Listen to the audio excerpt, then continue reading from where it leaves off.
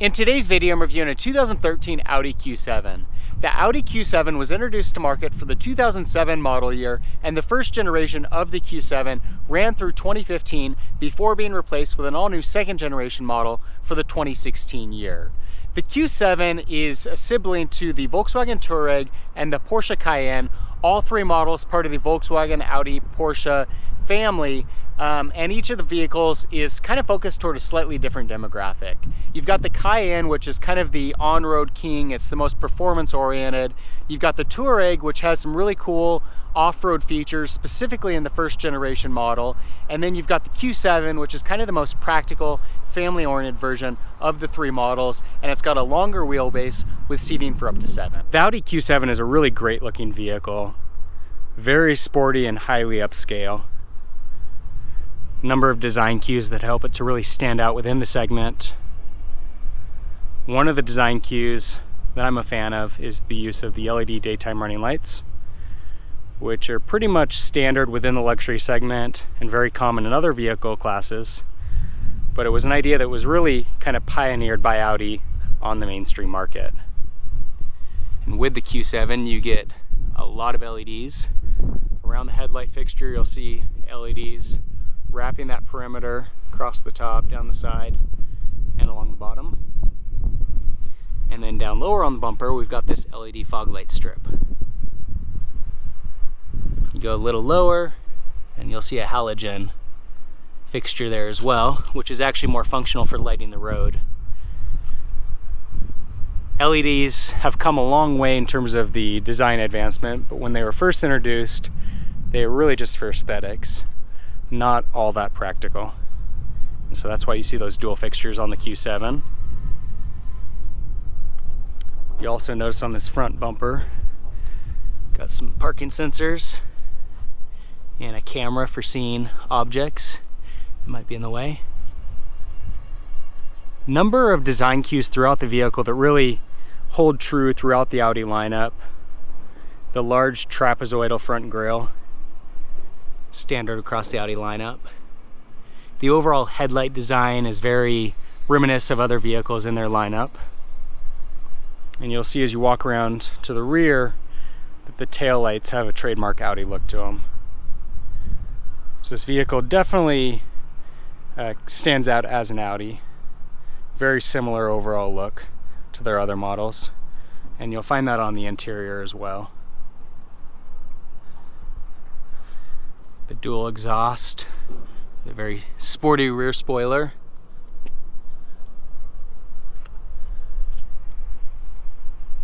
I think one of the most impressive things about the Q7 is that if you think about how practical this vehicle is, it's very large, seating for 7, long wheelbase, and yet they still manage to give it a really sporty upscale look. That's a task that becomes very difficult as a vehicle grows in dimensions. And Audi's done it very gracefully on the Q7. The 21-inch wheels help maintain that sporty look, finished in the gunmetal gray. These are an upgraded wheel from what you get on basic Q7s.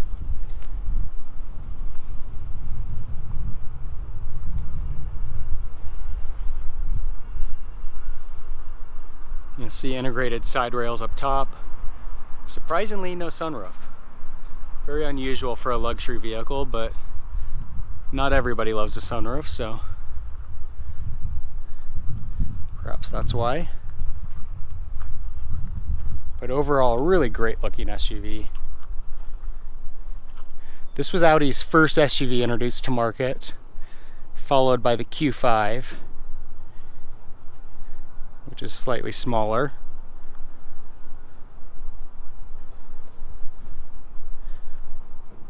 But it's definitely a success. And Audi's progressed the design significantly in the second generation model as well. While Audi is really good at exterior design, they're even better with their interior designs. And Audi's kind of developed a reputation for having some of the nicest interiors on the market, and the Q7 is no exception to that rule. You'll see that the Q7 has a really great overall layout. It's very upscale. and it's got great fit and finish. Really high quality materials, nice accents throughout. And then of course you also see that the Q7 comes with plenty of standard options and features. In this model we've got power windows, power door locks, power mirrors, also heated mirrors, electric hatch, Bose audio, which has a really great sound to it. Got memory settings for up to 2 drivers. Blind spot monitoring here, and so inside of the side of the mirror there's an LED that will illuminate if there's a vehicle in your blind spot. If you turn your blinker on, that will flash rapidly. Power seats with lumbar support, and of course they come in leather and also happen to be very comfortable. Automatic headlights. This vehicle's got the tri-spoke steering wheel with electric controls for audio and Bluetooth. Clean instrument cluster behind that. You'll see that the screen in the middle here works concurrently with this rotary knob and these dials around the perimeter. With this system you can control the navigation, vehicle information, Bluetooth, and audio. We've got dual zone climate control with heated seats for the driver and front passenger. Parking sensors, you can turn those on and off. Over on this side, this button works to turn off the screen. We've got a valet setting, and then this button here actually opens the glove compartment on the passenger side. Got the ability to store up to 3 garage door openers electronically in the vehicle. Auto dimming rear view mirror. Center console here opens in a few different compartments. We've got a cup holder and another cup holder over on this side. The middle row of the Q7 is fairly spacious as well, and you'll see that they have their own controls for climate. Both the driver and passenger side can actually control independently. Got a center armrest with built-in cup holders. And then these seats are designed to slide forward and backward. So mostly functional if the third row seat is not in use.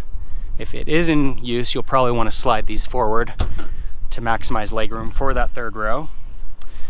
With the use of this guy here, the seat will fold down flat, or if you need to access the third row seat, we can put that back up, and then we can use this guy here, and that whole seat slides forward to provide access to the third row seat.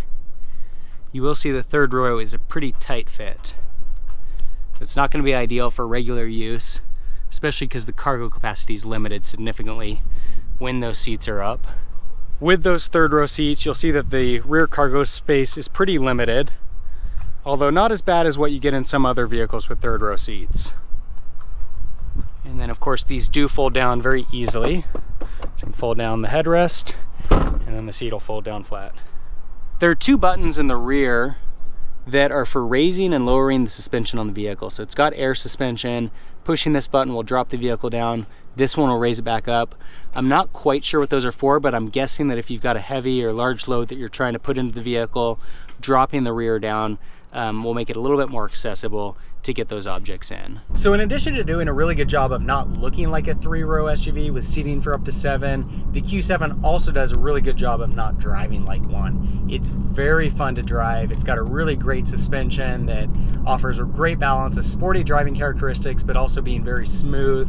It's a quiet cabin. It's very comfortable. And then of course, this model with that 3-liter supercharged V6 is a ton of fun to drive. It's got a ton of power, very smooth shifts from the transmission, makes for a very dynamic driving experience. So that's the 2013 Audi Q7. Overall, this is a really great vehicle. Obviously, it's a great looker in terms of the overall styling, really top-end interior. It gets pretty decent fuel economy, great performance, and just a really nice overall ride. If you're looking to get into a luxury SUV and you have the need for seating for up to 7, the Q7 is definitely an option worth looking at. If you have any questions or comments, leave them in the section below. For more car reviews, subscribe to my channel. In the meantime, thanks for watching.